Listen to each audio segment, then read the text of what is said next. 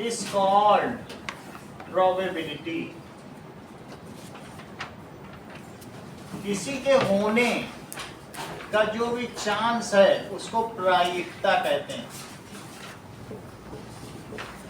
वैसे तो लैप्लास एक फिजिशियन थे, एक भौतिक शास्त्री थे, लेकिन एक बार वो किसी बार में दारू पीने गए और वहां पर उन्होंने देखा विस्की बार में कि एक उसमें कसिनो में एक गेम प्लेयर है, वो कहता था 7 से नीचे हमारा, 7 से ऊपर तुम्हारा, और शाम को वो इतने नोटों की गड्डी लेके चला जाता, दो डाइस फेंकता था और कहता था उन दोनों का सम अगर 7 से कम आए, 7 से नीचे हमारा और 7 से ऊपर, वो चक्कर में पड़ गए। उन्होंने देखा ये सब क्या हो रहा है, क्योंकि ये जो है 75 से पहले मैथमेटिक्स की ब्रांच ही नहीं थी।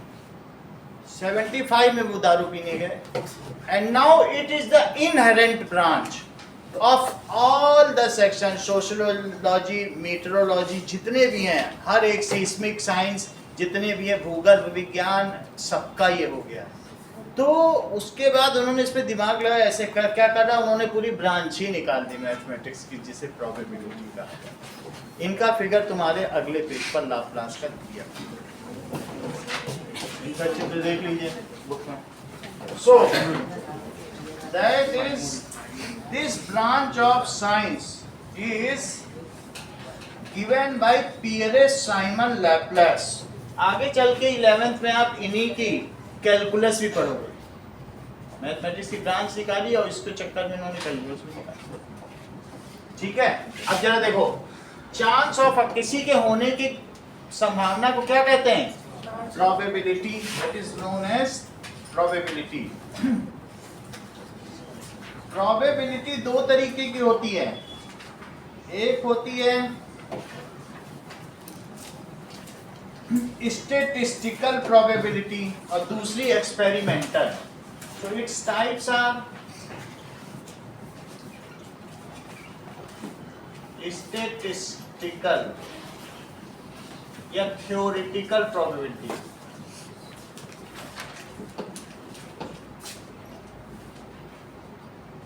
और दूसरी कौन सी है? Experimental probability. अब जरा देखो, लाओ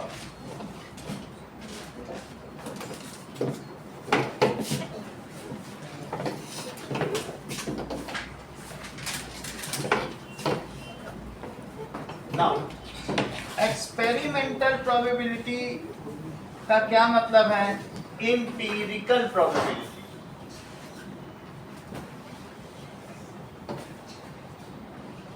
जिसको आपने 9th में पढ़ा और अब कौन से पढ़ने जा रहे हैं?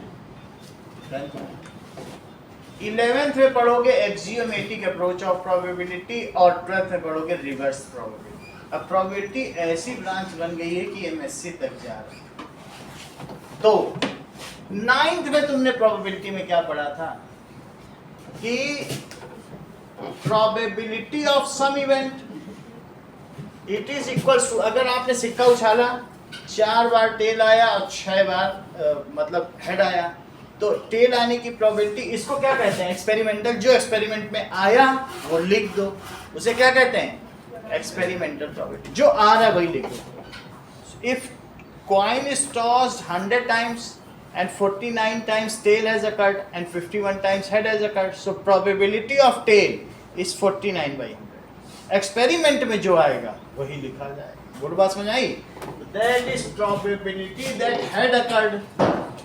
तो क्या, नंबर ऑफ टाइम्स जो इवेंट अकर्ड, जो भी आपकी है favourable event occurred, upon total number of, उसे क्या कहेंगे? Total number of experiments. ये चीज होती है। अगर मैं कहूँ कि हेड कितनी बार आया, तो 49 टाइम्स अगर हेड आया तो ये हो जाएगा। कितनी बार समझ आ गई कि नहीं? जितनी बार है वही लिखा जाएगा। इसको कहते हैं एक्सपेरिमेंटल। एक्सपेरिमेंट करके देखो। अच्छा, इसमें क्या होगा? अगर अभी आप कहें कि मान लीजिए कोई डाइस फेंकी गई, तो ये 6 नंबर है, और मैं आपसे कहूं कि chance of occurrence of 2 number तो that is number of favourable outcomes upon total number of outcomes. इसका क्या मतलब है? तुम्हारे फेवरेबल कितने, इसे बोलो। Favourable outcome upon total number of outcomes. तो 2 कितना, एक ही तो है 6 में से। टोटल नंबर ऑफ आउटकम्स, ये सभी के सभी क्या कहलाएंगे? Sample points. कितने सैंपल पॉइंट्स हैं इसमें? 6। कितने फेवरेबल सैंपल पॉइंट्स हैं? 1। तो दैट इज 1 अपॉन 6। इतनी बात समझ आई? अब जरा हम देखें, कुछ डेफिनेशन समझें, फिर इसे समझ लेंगे। बट ये हम लोगों के ये है tension. Now what is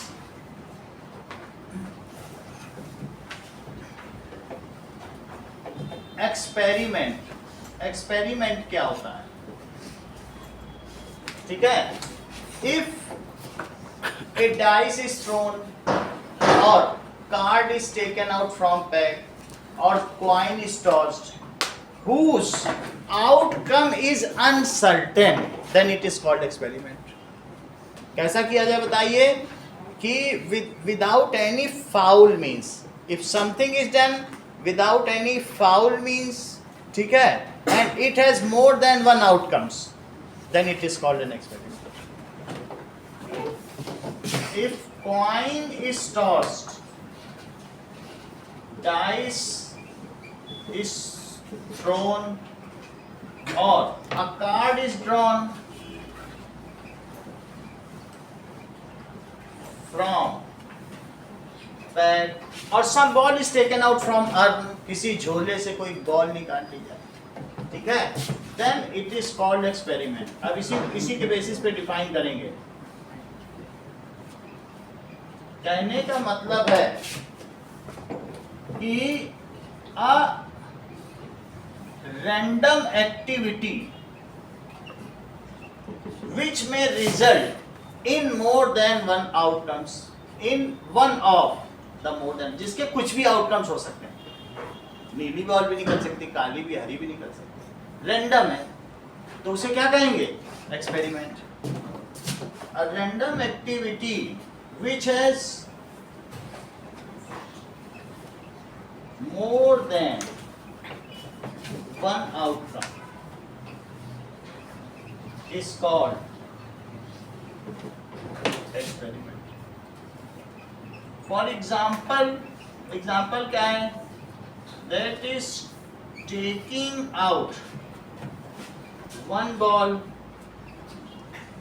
from urn. एक बैग में कई तरीके की बॉल हैं और उसमें ब्लू कलर की भी है, ग्रीन कलर की भी है, और इसमें से निकालो तो कुछ भी निकल सकती है। तो इस झोले में से, अर्न का मतलब होता है झोले में से, अर्न में से एक बैग बॉल निकाल ली, ये चीज हो गई एक्सपेरिमेंट। बायस्ड एक्सपेरिमेंट क्या है? बायस्ड एक्सपेरिमेंट का मतलब है कि अगर मान लीजिए पक्षपातपूर्ण एक्सपेरिमेंट। बायस्ड एक्सपेरिमेंट का क्या मतलब है कि रिद्धि और रिया आई और मम्मी ने क्या किया, रिद्धि को बड़ा अमरूद दे दिया और रिया को छोटा पकड़ा दिया। ये पक्षपात है, जैसा था वैसा पकड़ा देती, ये लो रिद्धि ये लो रिया, ऐसा नहीं कर रही है। तो उसमें उन्होंने क्या किया बताओ? ऐसे हाथ मोड़ के दे रही है, रिद्धि को बड़ा दे रही है, इट इज ठीक है। या तुम ये गए चाय पीने तो तुम्हारे मुंह में बड़ा रसगुल्ला, इनके मुंह में छोटा, ये गलत हो जाएगा। नहीं, दैट इज वो बिटिया का पक्ष ले रही है, गलत है ये बात। तो किसी भी चीज में पक्षपात ले लिया जाए तो that is any experiment in which some foul means are adopted to make the outcome in favour of the experimenter. Experiment करने वाले के फेवर में रिजल्ट आए, इसलिए जैसे हाथ में डाइस घुमाई, देखना देखना 6 आएगा, 6 देख रहे ऊपर 6 आ गया 6, ये गलत है। ऐसा नहीं करना, फेंकना है तो फेंको, जो आएगा आएगा तुम्हारा, ये तो गलत हो जाएगा ना।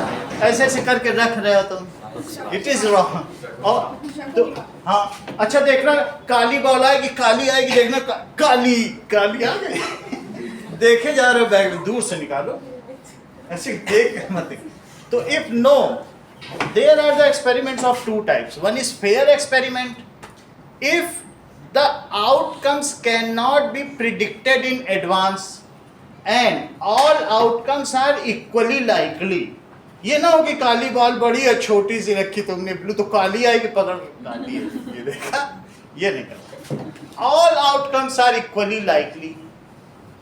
नहीं तो शोले के पिक्चर में उसके में दोनों में हेड था, आगे भी हेड था, पीछे ऐसा सिक्का मिल गया, तो जब भी उछालता था तो कहता था हेड है तो मेरा, और अपनी बात मनवा लेता था. जब वो मरा तब अमिताभ बच्चन ने उसकी पॉकेट से निकाल के देखा, अरे तुम तो हमें चीट ही करते रहे. चलो इतनी बात समझ आई.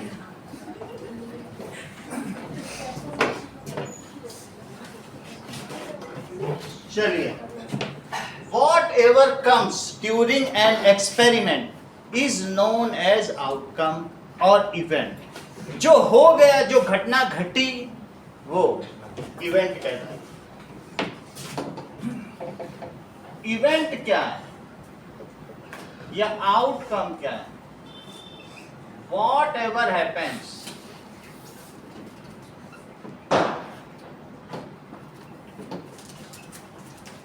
during an experiment is called event. ये इवेंट होगा या आउटकम आ गया, उसकी परिणति. Okay. Now that is fair. Random experiment क्या है और biased experiment? Experiments are of two types. पहला क्या है? यदृच्छया प्रयोग, that is random experiment.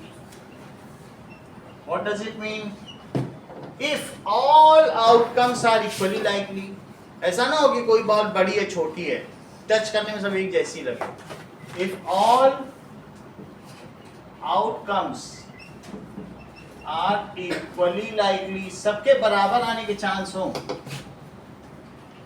क्योंकि वो जो शकुन था ना, उसने क्या किया था कि नीचे अपने लकड़ी के पासे में कॉपर लगा दिया था, तांबा. तो जब भी वो गिरता था तो कॉपर नीचे ही रहता था, उसका ऊपर छय आ जाता था. तो ये गलत तरीका है. फिर पेंट कर दिया था, हमेशा छई आता था उसमें. नीचे भारी चीज लगा दोगे तो ऐसे ही तो होगा कि नहीं. तो इसलिए ये फाउल बीन है. छय आने की और दूसरे के आने की इक्वली लाइकली चांस नहीं है. क्या सबके इक्वल लाइकली? नो. तो if all outcomes are equally likely and no unfair means is used to make the outcome in favour of the experimenter, then such an experiment is known as random experiments. उसे यदृच्छया प्रयोग कहा जाता है. And no foul means कोई बेईमानी ना हो, are used to make event in favor of experimenter.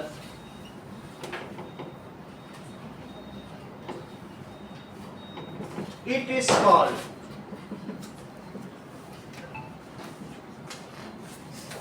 random experiment.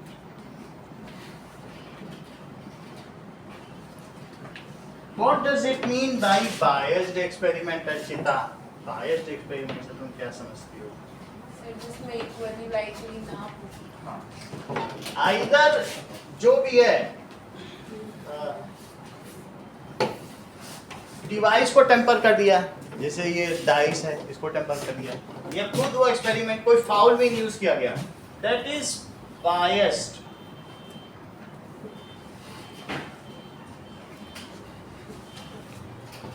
If some foul mean is used by experimenter to make outcome in favor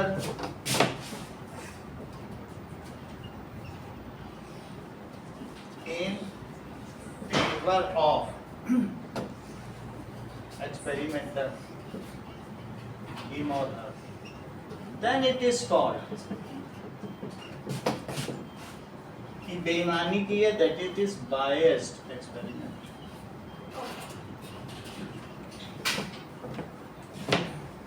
अगला देखिए, sure event. The event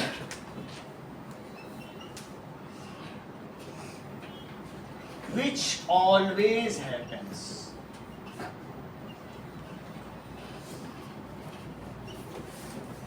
जैसे मैं कहूं कि भगवान ऐसा हो जाए, मैं डाइस फेंक रहा हूँ, 7 से कम आ जाए भगवान, 7, अरे आएगा, चिंता क्यों करते हो, उससे कम ही है, 7 है ही नहीं डाइस में, तो है ना। और ऐसा कोई, ये श्योर इवेंट है। और मान लीजिए इंडिया, ये पाकिस्तान और ऑस्ट्रेलिया का मैच चल रहा है, और कोई कहते भारत जीत जाए, कहाँ से जीतेगा, खेल ही नहीं रहा। तो इस तरीके से ऐसा सोच लेना जो हो ही ना सके, असंभव, तो इम्पॉसिबल है। डाइस फेंक रहे हो, हेड की कामना कर रहे हो, कहाँ से हेड तो नहीं आ सकता डाइस में, तो ऐसी चीज जो कभी ना कर सके। या ऐसे कहो 7 से ऊपर आ जाता तो हम लूडो में जीत जाते, कहाँ से आ जाता, होता ही नहीं, हो सकता है क्या। तो the event which always happens, जैसे कि probability of coming less then 7, probability of coming less than 7 in throw of dice, पासे के फेंकने में, या ये एक श्योर इवेंट है। कमिंग ऑफ, प्रोबेबिलिटी तो बाद में निकालेंगे, कमिंग लेस देन 7, ठीक है। विशिंग हेड और tail during tossing you find, भगवान आज बारिश हो जाए या ना हो जाए, ठीक है, आपकी बात मानी जाए, हो जाए ना, जो तीसरी होती ही नहीं कुछ, ठीक है। सो विशिंग हेड और tail during toss of coin.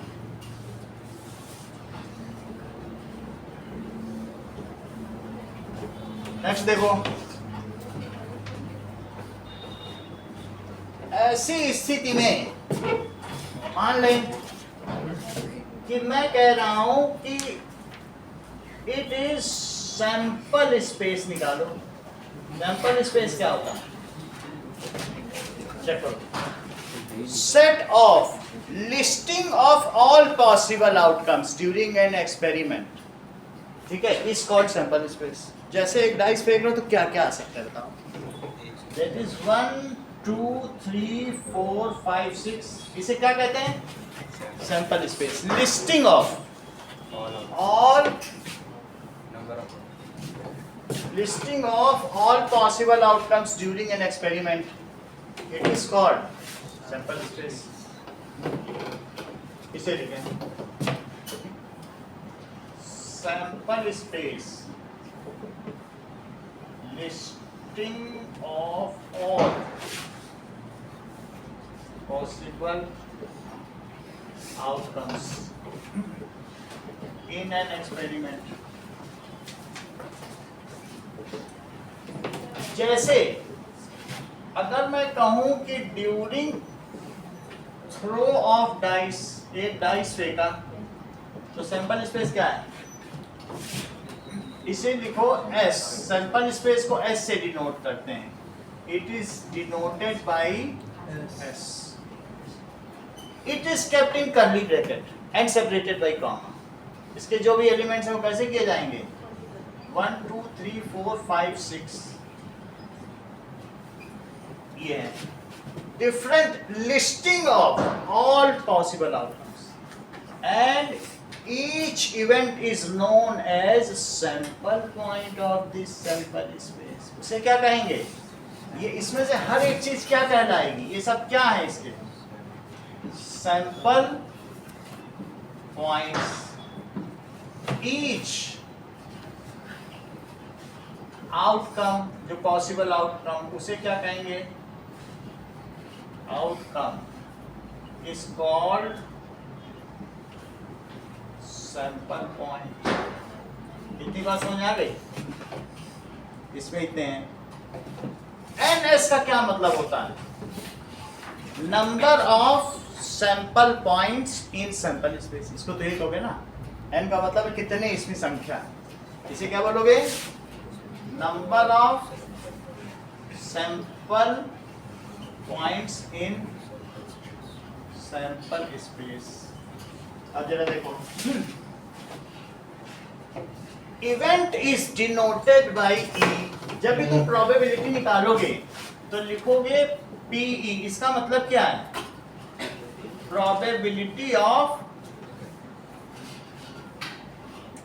Event, घटना की प्रायिकता। इट इज इक्वल्स टू, ठीक है, number of outcomes favourable to event. जो तुम इवेंट चाहते हो उसको कितने फेवर करना है, number of outcomes favourable to event upon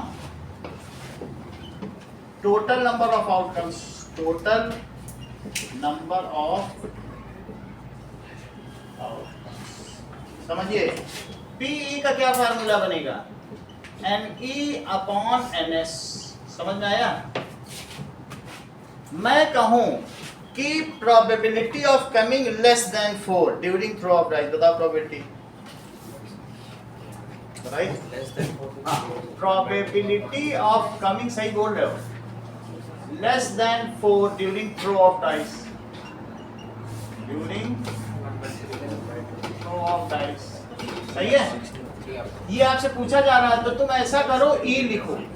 ई को भी एक उसका भी सेट बना लो। इस चीज को कहते हैं सेट। ये चीज जो कर्ली ब्रैकेट में रहती है उसे क्या कहते हैं? ये ऐसे कर्ली ब्रैकेट बनेगा ऐसे। सही है? बोलो। अभी देखो तो ई की वैल्यू बताओ चंद्रशेखर। तुम बता ही नहीं रहे कुछ। हाँ बोलो। अर्चिता, सपोर्ट किया करो, ऐसे बताओगे तो हमारा भी मोटिवेशन है और तुम भी फेमस होगे। एस कितना है? 1 2 3 4 सब यूट्यूब में हो रहा है, तुम फेमस होते जा रहे हो। तो एनी कितना है? बोलो। N E that is equals to 3 और एन एस कितना है? NS 6। इस फार्मूले में रखो। अगर कोई कह रहा है कि प्रोबेबिलिटी लेस देन 7 तो लेस देन 4 की क्या हो जाएगी बताइए? लेस देन 4 तो NE by NS that comes as 3/6 तो 1/2 आ गई। लेकिन हमें इससे ज्यादा मतलब नहीं, हम तो श्योर इवेंट पे हैं, हम तो इस पे है ना। हमें चाहिए श्योर इवेंट की क्या प्रोबेबिलिटी बताओ। अगर मान लीजिए मैं श्योर इवेंट के बारे में आ जाऊं और प्रोबेबिलिटी लेस देन 7, सही है? तो अब लेस देन 7 में तुम्हारे में फेवरेबल आउटकम्स कितने हुए बताओ? दैट इज फेवरेबल आउटकम, इसको ई बोला जाएगा जो तुम्हारे फेवर में। तो दैट कम्स एज 1 2 3 सभी तुम्हारे फेवर में, क्योंकि तुम 7 से छोटा चाहते हो और ये सभी नंबर 7 से छोटे हैं। और सैंपल स्पेस भी बता दीजिए, एस क्या है? ये भी 1 2 3 4 5 6 है। तो इससे क्या पता चलता है? चंद्रशेखर, एनी की क्या वैल्यू है बताओ? सही है। एनएस की क्या वैल्यू है?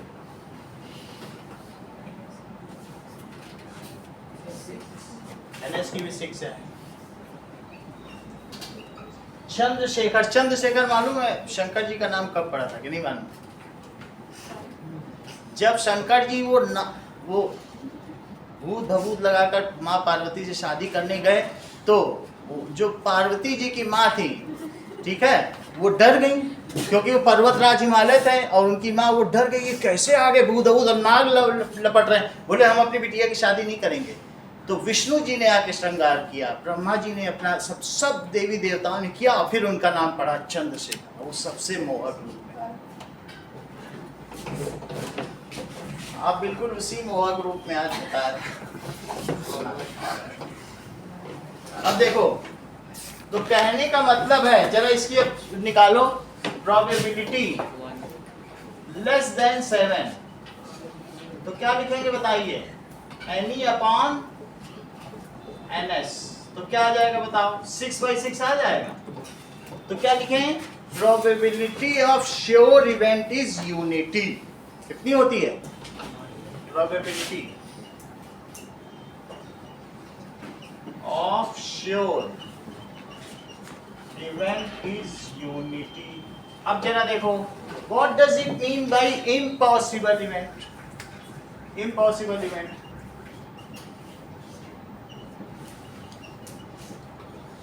दिव्या डिफाइन करो। Sir, the event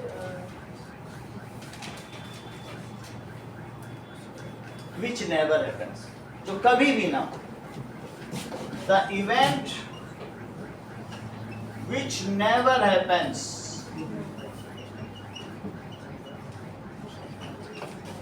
during experiment, for example hoping, ठीक है, head during throw of dice, ऐसा तो हो ही नहीं सकता। हेड की भी बात मत करो, hoping 7 during throw of dice, जैसे ही लिख लो। तो क्या ऐसा हो पाएगा? तो अगर मान लीजिए कमिंग ऑफ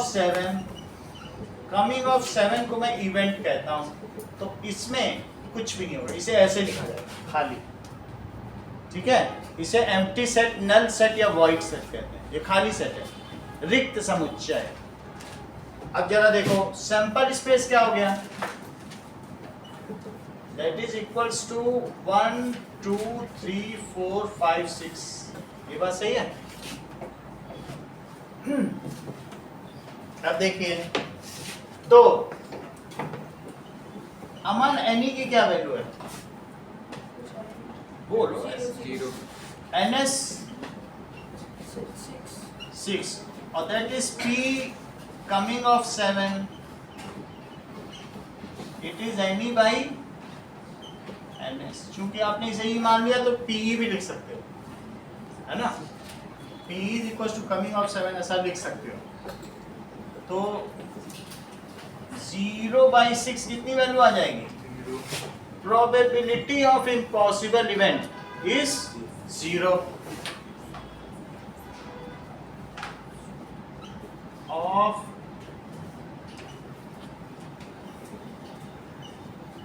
इससे क्या पता चलता है, इसकी यूनिटी है और इसकी 0 है। इससे पता चलता है कि जितनी प्रोबेबिलिटी वो इन्हीं के बीच ही लाई करेंगी, इनके बाहर नहीं जा सकती। तो जितनी भी प्रोबेबिलिटी है उनकी वैल्यू किससे किसके बीच होगी, है ना। So probability of any event lies between 0 to 1, maximum 1 होगी और मिनिमम 0 होगी। परसेंटेज में भी निकाल सकते हो, 100 से मल्टीप्लाई कर दो परसेंटेज में आ जाएगी। उसी में 100 से मल्टीप्लाई कर दो तो लोग आजकल परसेंटेज में बताने लग गए। अगर कोई ये कह रहा है कि बिल्कुल मैं 200% तुमको तुम्हारा पेन ला के दूंगा, वो झूठ बोल रहा है या वो लाप्लास से अवगत नहीं है। 200% कहाँ से आ जाएगी, 1 से ऊपर होती ही नहीं है। कुछ लोग नहीं कहते 110%, कैसे हो जाएगा। So probability of any event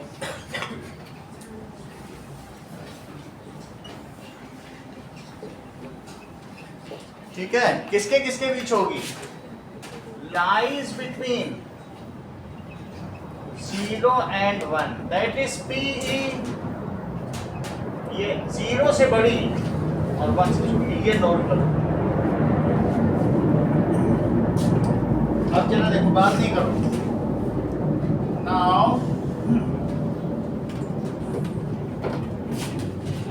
equally likely events क्या होते हैं बताओ, ये बोल्ड लेटर में तुम्हारी बुक में लिखा है, equally likely events, those events whose chance of happening is equal those events, जितना 1 के आने का चांस है डाइस में उतना ही तो 2 के आने का भी है। Those events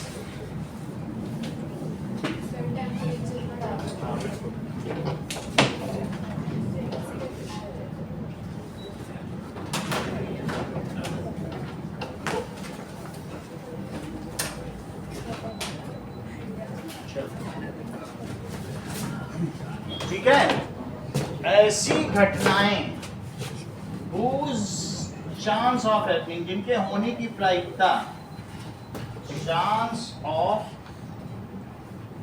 happening is equal, for example दिया, क्या एग्जाम्पल होगा, coming of head or tail in fair dice, fair dice लो, मतलब दोनों तरफ ही ऐसा ना हो कि टेल ही हो दोनों खड़े हो, सही है ना, हाँ पॉइंट, तो कमिंग ऑफ हेड और टेल इन डाइस, उसे म्यूटेट इन कॉइन, इतनी बात समझ आ गई। अब मुझे बताओ एलिमेंट्री इवेंट क्या होती है और कंपाउंड इवेंट से तुम क्या समझते हो?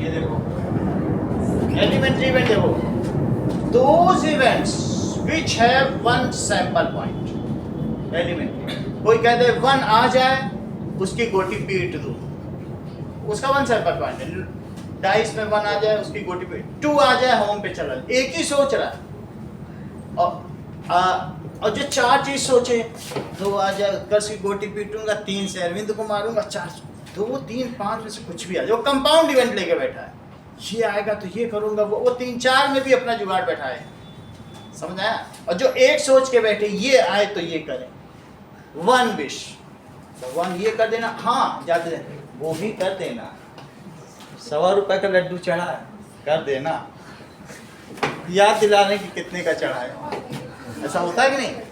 तो एलिमेंट्री इवेंट का क्या मतलब है? Which has only 1 sample point, the event which has only 1 sample point, कैसे? That is wishing to in throw of dice is elementary event, ये तो elementary हो गई ना। अब wishing less than 4, इस इवेंट में कितने सैंपल पॉइंट हो गए? अब जिसमें एनी 1 हो, इस केस में क्या होता है, इन दिस केस क्या होगा बोलो, एन ई की वैल्यू हमेशा कितनी होगी, तो क्या 2 को विश करने का मतलब एक ही सैंपल पॉइंट है? क्या तुम ऐसा कहना चाहते हो कि all elementary events are equally likely? यही लाइन तुम्हारी बुक की है, बोलो बात समझ आ गई? क्योंकि 2 का आना या 3 का आना या 4 का आना, क्या सबकी प्रोबेबिलिटी 1/6 ही है? क्या सबके होने की समान संभावना है? तो प्रोबेबिलिटी ऑफ 2 क्या होगा? 6 पॉइंट्स हैं, 2 को तो 1/6 ही लिखोगे कि नहीं? 3 के आने की बताओ, 1/6, 4 के आने की, 1/6, तो ये जो 6 एलिमेंट्री इवेंट्स हैं किसी भी सैंपल पॉइंट में जहां भी लिखा हो, तो सबके आने की क्या 1/6 है? क्या तुम ऐसा कहना चाहते हो sum of probabilities of all elementary events is unity? 1/6 plus 1/6 plus 1/6 अगर जोड़ते चले जाओ तो क्या 6/6 आ जाएगा? 1, ठीक है कि नहीं? ये दोनों सेंटेंस एक साथ बोल के दिखाओ। That is the all elementary events are all elementary events are likely events. Equally likely, क्या बोलोगे? Equally likely events. And sum Sum of, of all elementary events are 6/6. नहीं, sum of probabilities Sum of probabilities. Of all elementary event is unity. Unity. सही है, हमने दोनों बातें कह दी। चलो अब ये जो इन्होंने गीत साई ने बोला इसको लिख ले,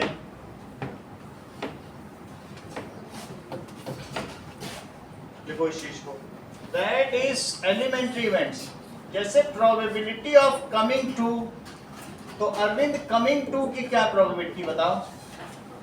मान लो जैसे NE/NS कर दें, तो क्या 1/6 आ जाएगा? और probability of coming to NF/NS वो भी 1/6 है। और इसी तरीके से प्रोबेबिलिटी ऑफ कमिंग 6 क्या होगा? EFGHIJ that is 1/6। सही है। तो क्या कहा जा सकता है कि all elementary events are equally likely events during and fair experiment, random experiment. ठीक है। तो during random experiment all elementary events are equally likely। ये तो ऊपर से पता चल गया ना त्रिशूल। अब देखो एक चीज गीत और बता रहे हैं, that is probability of 1 plus probability of 2 plus probability of 3 से लेकर प्लस प्रोबेबिलिटी ऑफ 6। तो सभी की कितनी प्रोबेबिलिटी हो गई? 1/6 प्लस 1/6 6 टाइम्स, दैट इज 6/6। इसको अब स्टेटमेंट बता जरा। अच्छा तुम नोट करती रहो, नोट पे ज्यादा ध्यान दो। नैतिका की statement Sum of all probabilities of elementary experiment is 1. Sum of probabilities of all elementary event is 1। sum of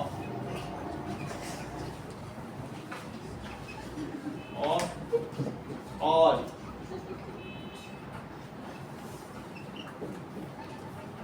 note से ही सारी दुनिया चलती है। If unity. हाँ दिव्या, कंपाउंड इवेंट क्या होती है? सर जिसमें एक से ज्यादा सही। That means those events which has more than one sample points। सही है, उसे क्या कहेंगे? Compound event.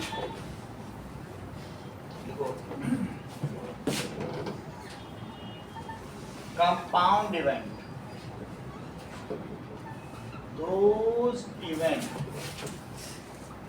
which has more than one sample points। For example, hoping less than 4, इसी को मैं E ले लूं तो less than 4 during throw of dice क्या होगा? During throw of dice. तो इसमें क्या क्या आ जाएगा? 1 2 3। ठीक है। और इसकी प्रोबेबिलिटी निकालो तो क्या होगी? ME, यहाँ P लिखना, यहाँ N लिखना। That is equals to 3/6 1/2। इसी बात समझ आ गई? अब देखो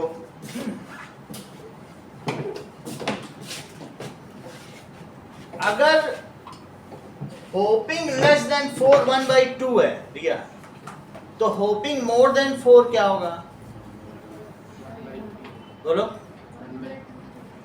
आप उसमें वर्ड्स के उसमें बस गए, लिमिटेशन है। बोलो 1/3 1/3, क्योंकि होपिंग मोर देन 4 में 5 और 6 है। ठीक है कि नहीं? 4 से कम आने की तो 1 2 3, 4 से ज्यादा तो 2 ही हुए। तो 2/6 करोगे कि नहीं करोगे? अब आगे की बात देखें।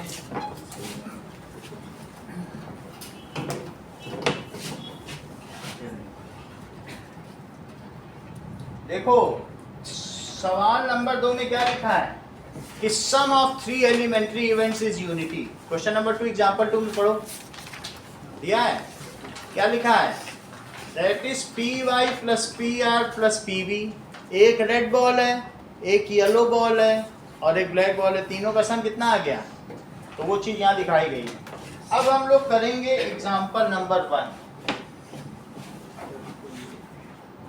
थ्योरी इतनी थी, अब एक और चीज पढ़ लें, थोड़ा सा और बताना। कॉम्प्लीमेंट्री इवेंट अमन क्या होता है? पूरक घटना है। कॉम्प्लीमेंट एंगल तो पढ़ा है ना। कॉम्प्लीमेंट्री इवेंट बताओ, अगले पेज पे है, देखो लिखा है। So what does it mean by complementary event?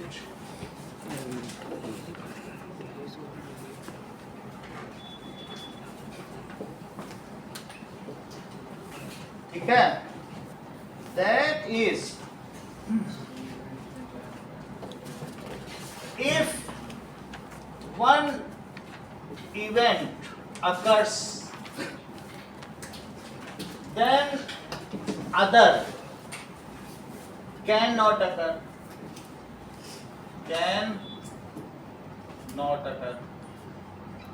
Then such events, इस events को क्या कहेंगे? Events are called complementary events. एक के होने से दूसरी कभी ना हो। जैसे मैं E कहूं it rains, और F कहूं it does not rain, बारिश नहीं हो रही है। तो इसका मतलब है ये हो जाएगी तो ये नहीं होगी, ये हो जाएगी तो ये नहीं होगी। एक बार में एक ही होगी। If two events, pair of those events in which only one occurs, then such pair of events is called, Mayank का पास होना और पास ना होना, ये कॉम्प्लीमेंट्री इवेंट्स, ये कभी भी दोनों एक साथ नहीं हो सकते। ठीक है कि नहीं? तो that is E and F are called complementary events. ये चीज है। इसी F को E बार भी कहेंगे, या इसका नाम क्या होगा? Not E। उसी में नॉट लगा तो बन जाएगी। इसी को क्या कह देंगे? बार को कहेंगे नॉट E। सही है? कॉम्प्लीमेंट्री इवेंट्स, देखो, pair of those events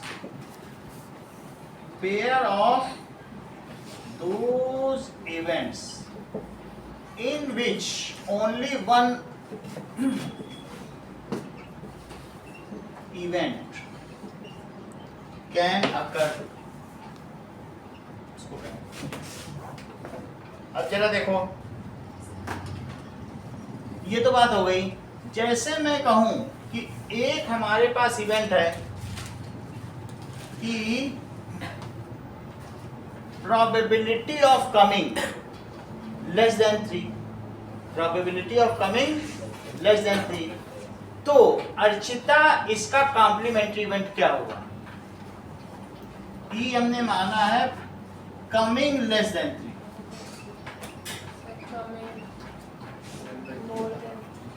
ये अच्छा बताती है। देखो, कमिंग मोर देन 2, इन्होंने ऐसा क्यों कहा? बड़ी यही स्किल है, ऐसे टॉपर नहीं, ये बंद। कैसे इन्होंने जाना? जब मैंने कहा लेस देन 3 तो ये 1 2 आ गया, और मोर देन 2 तो 3 4 6। इन्होंने ये बोल दिया था, मोर देन 3 बोला तो 3 लिखो। चलो सही है। मतलब क्वेश्चन में क्या है? इफ वन, अभी ये सेंटेंस पूरा नहीं है, those event in which one event एक अगर करे and if one does not happen other surely happens, एक के न होने से दूसरी जरूर है। मान लो समाजवादी पार्टी और बीजेपी का कैंडिडेट है, दो ही खड़े हैं, समाजवादी हार गई, ढोल न ताशे बजाओ, बजो ढोल न, दो ही कैंडिडेट, एक के न होने से दूसरी का अवश्य होना होता हो। अगर ये 3 बोल रही है तो क्या इसके ना होने से इसका अवश्य होना होगा? नहीं होगा। इसलिए कॉम्प्लीमेंट्री नहीं है, इसलिए हमें इसे अमेंड करना पड़ा। हमें 2 क्यों लिखना पड़ा? दोनों एक साथ ना अकर कर सकें, और साथ ही साथ क्या हो? एक के ना होने से दूसरा क्या हो? अवश्य हो। फिर से समझो, तो यहाँ क्या लिखते हैं बोलो? अभी मैं आपको और बताता हूँ। मान लो ये सैंपल स्पेस है, और ये 1 और 2 की इन्होंने बात की थी, तो बोलो और क्या बचा? सही है? सेंटेंस पूरा सुनो फिर बोलना। If 2 events do not have any common sample point, क्या इनमें कोई कॉमन सैंपल पॉइंट है? And they combinedly consume the sample space, यानी वो एग्जॉस्ट कर दें, एग्जॉस्टिव ही है, These are mutually exclusive and exhaustive. परस्पर अपवर्जी हैं. समझो इन दोनों में कोई कॉमन पॉइंट है? नहीं है.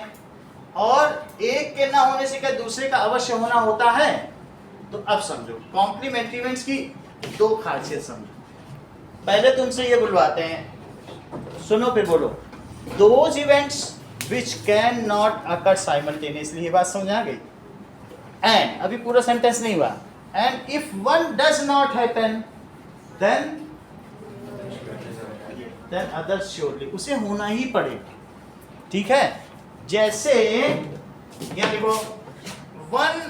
Only one can happen. If one does not happen, तो क्या हो बोलो? Others surely happen. इसी क्वेश्चन से मैं तुमको पूरा समझा दूंगा. ये तो समझ में आ गया? यहाँ से देखने से समझ में आ रहा है. Other surely happen. Then such events are called. Then such pair of events are called complementary events. ये पूरक घटनाएं कहलाती हैं.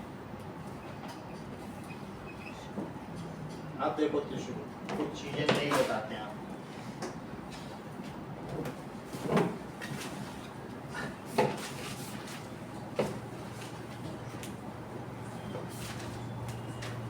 That is, ये बताओ E के होने की कितनी चांस है बताओ. Probability coming less then 3 and E upon n S. Trishu बताओ जरा क्या लिखा है?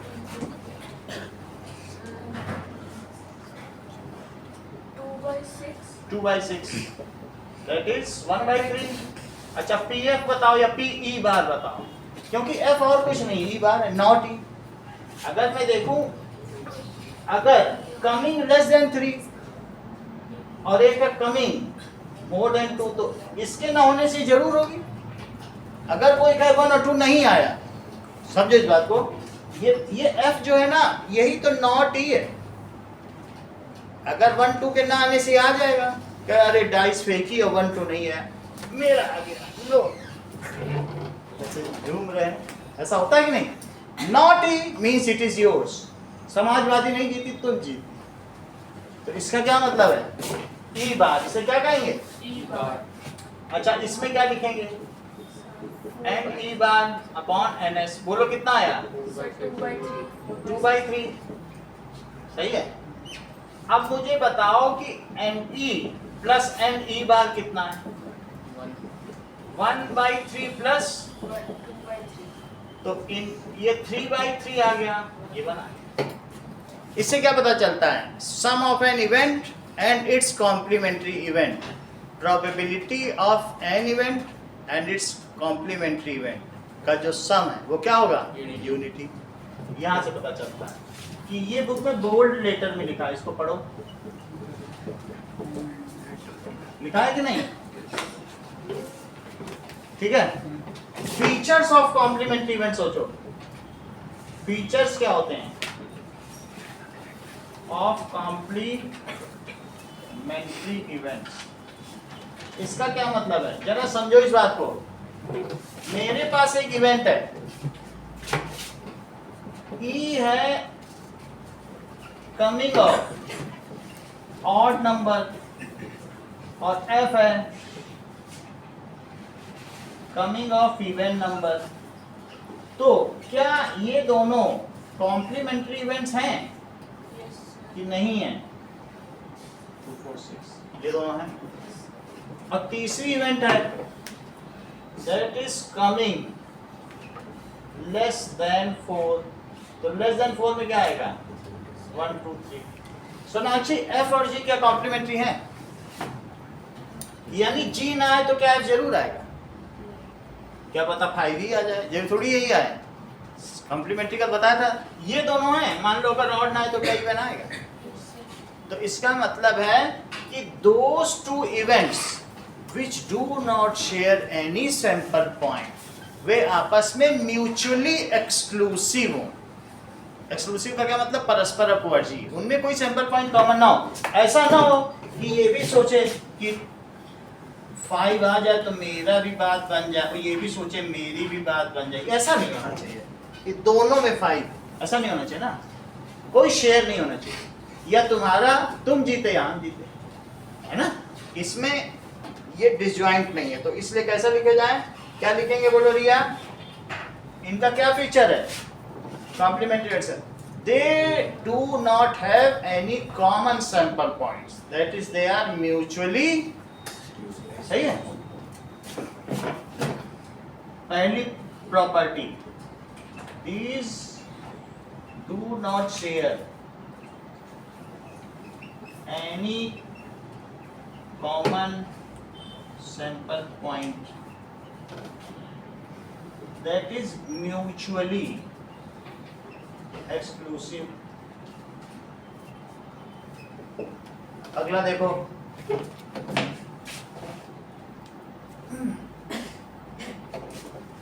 अब देखिए,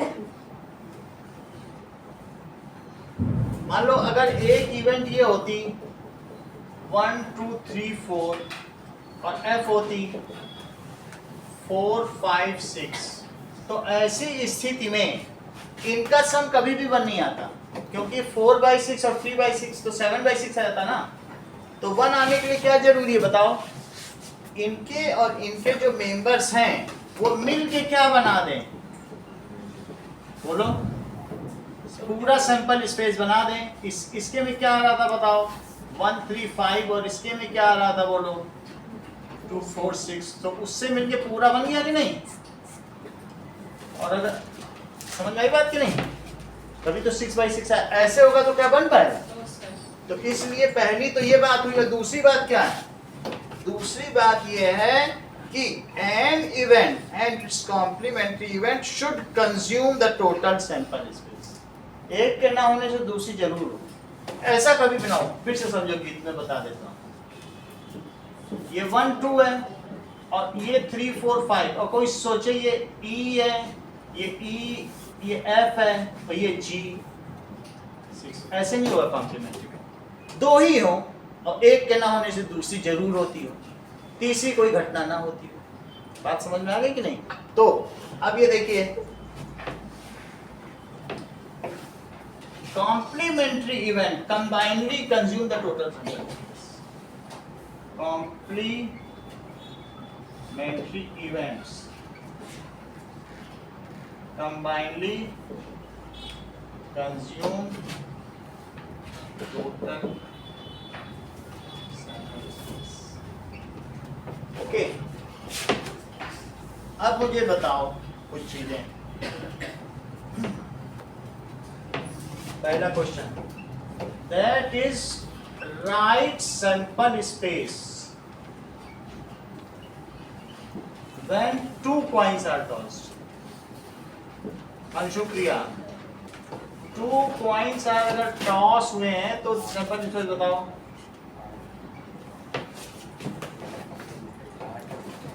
दो कॉइन हमने ले लिए, तो क्या क्या आ सकता है, दोनों को एक साथ उछाल दिया। हाँ, तो दैट इज सैंपल स्पेस में आपने क्या बताया, हेड हेड भी आ सकता है, दोनों में हेड आ जाए, फिर क्या आ सकता है, हेड टेल आ सकता है, फिर टेल हेड आ सकता है, और tail head tail tail head और टेल टेल, सही है।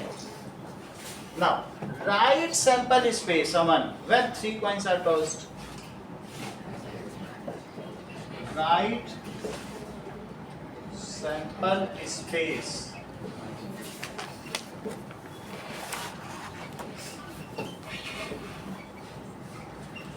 इतनी बात समझ आ गई।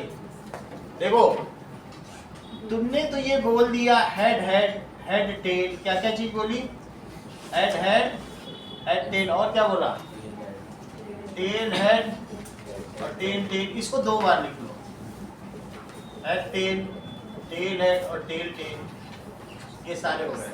अब एक बार सब में एच एच एच लगा दो और एक बार सब में क्या लगा दो। कहने का मतलब है कि 2 तो हो ही रही थी, अब पहले वाली पहला कॉइन हो सकता है एच एटी आ जाए, इनके साथ पहला एच एटी आ जाए, 3 हो गए ना कॉइन, तो इस तरीके से हो सकता है। ये सैंपल स्पेस हो गया। फिर से समझो, एच से शुरू करो, एच एच एच और एक टी कम करते जाओ, यानी एक एच कम किया, एक टी, फिर एक और, सही है, फिर धीरे धीरे तीनों टी कर दिए, फिर अब टी कम करते जाओ, एच करते जाओ, that is T H H, और फिर इसके बाद टी एच टी और एच टी एच। बोलो बात समझ में आ गई? फिर से समझ, मेरे कहने का मतलब है कि